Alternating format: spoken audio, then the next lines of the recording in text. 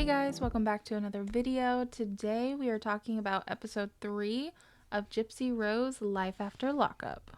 Okay, so not a whole lot happens this episode. It kind of low-key felt like a filler episode, at least when it comes to drama and stuff like that. But this episode does make me wonder if Gypsy plans on continuing doing the show at all. She is seeming to have a hard time with the hate online that she is receiving, even though she feels like she's trying to do better. To me, it really feels like once she went with Ken, there was like just a big flip in a lot of people's perception. There's also more stuff online that people started talking about and finding out about her case. And she acknowledges that the reason why she's famous isn't a good reason, and she doesn't really feel like she deserves the fame. To say that I'm deserving of a platform that is celebrity status.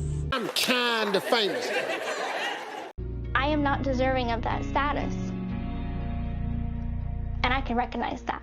That has been the biggest question on everybody's mind, is when her daughter comes of age, how is she going to explain what happened to her mother?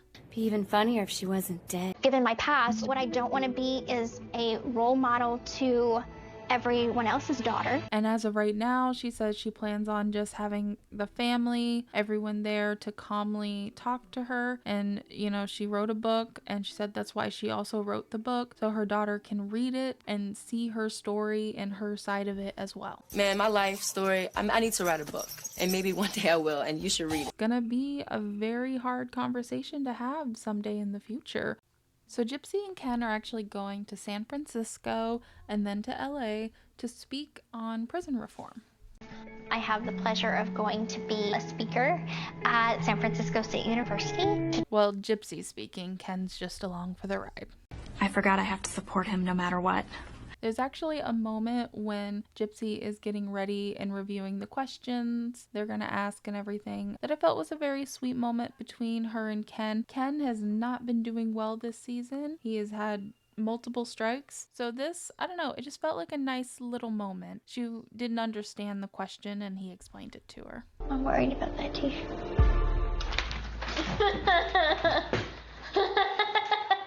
I said, oh Lord Jesus, it's a fire.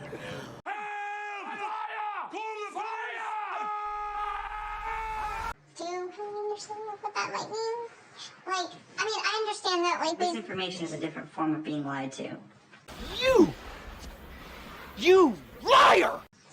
But, like, what does that necessarily mean for, like, how it controls my life? I don't. So, like, when, like, people create false rumors about you. Please, I don't have any time for any gossip now. Eh? Yes. Look at it. This may feel very, basic of a moment, but it felt sweet to me because he answered her question in a way that she could understand. He didn't belittle her. He didn't make her feel stupid. And I guess someone who has experienced that quite a bit in her life, I really appreciate that. So good job, Ken. Good job. So something that I learned this episode, I don't know if other people knew this, but Gypsy's lawyer is now her manager. Weird. It's weird. I never would have imagined that I would be sitting here doing this. No, me either. And she really needed someone to help her to navigate all of these things. And in a way that's kind of cool because he's been with her since the very beginning, but he's really developed a relationship with her. But also, is that sus?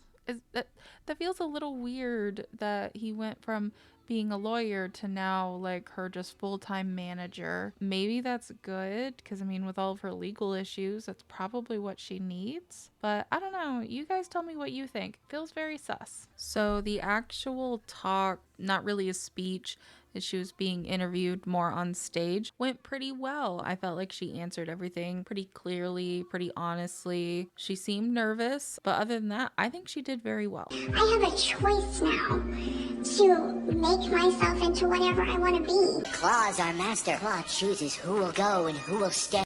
And that should go for everybody. You're not defined by your past, Cool. No doubt. your status, or anything else. You can choose. Apparently a lot of people were shitting on her about her outfit. I thought she looked cute. The only thing I didn't like were the shoes. The shoes were kind of clunky, but I thought the dress was very cute. Well, that's not true. You're saying things you do not know what you're talking about. The crowd really seemed to love her and was very tuned in listening to her tell her story. It seemed to be more about her telling her story than prison reform, which isn't really her fault. They picked the questions, but she did talk about her time in prison and how unfortunately it was nice because it was actually better than how she was living previously with her mother. So my experience was that prison was better than my life. That's actually a very sad reality for her.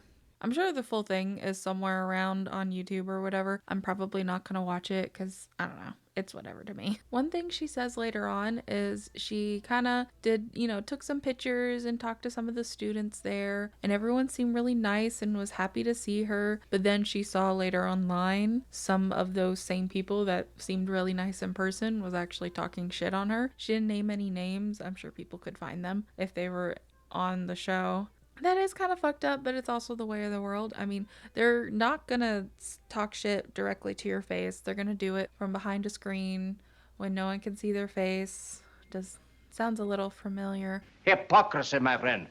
But still, like, you're not gonna go up to somebody. I mean, some people will. Some people do. But majority of people are not gonna go up and be like, you're a murderer and we hate you and you don't deserve this platform. They're gonna wait until they can show a picture they took with you and then say it online. Ew, people suck. So after this, Ken and Gypsy go to LA and they go to the beach and they end up getting a tarot card reading. I didn't find it that interesting. The lady got pretty much everything right, but I mean, Gypsy is a very public figure, so she probably already knew. And she said that her and Ken had met in a previous life. Interesting. So the last thing that I want to talk about is apparently there was as they said, a hater, probably some sort of content creator who lives nearby who was live streaming, driving around Gypsy's neighborhood. Was driving up and down my street on a live stream. Just a sick world we're living in. Sick people. I personally didn't hear about this at the time, but I'm not super tuned in to all the going-ons when it comes to Gypsy and the internet. I guess her address is online, but also the way the show has showed, like, the area, they've said the name, anyone could find it. People on the internet are amazing.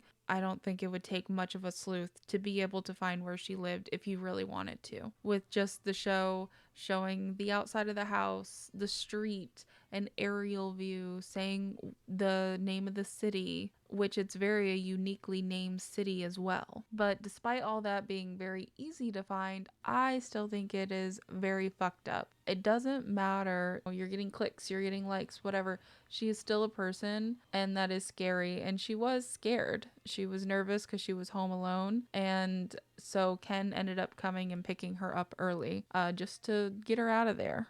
And it's stuff like this and little comments here and there. And I actually watched her 60-minute interview that just went up. You guys should go watch it. But she talked about not wanting to continue doing this anymore, and so I'm really wondering if this is gonna be the last season. My closing statement when it comes to that is don't be an asshole. If you want to talk shit, fine. That's what this whole channel is about. But don't go to their home, don't harass them, don't be ridiculous about it. Stating your opinion is one thing, but going to their home and stalking and live streaming it and trying to get some sort of reaction out of her or just some sort of glimpse, no. Fuck you. Okay? I don't know who did it. I'm not even gonna bother finding out, but fuck you. Don't do that. What the hell is wrong with you, you sick bastard? Anyway, like I said, this episode was a bit of a filler episode anyway, which is crazy because there's only 11 episodes, but I digress. So that is all I have for you today. If you want to stick around, subscribe.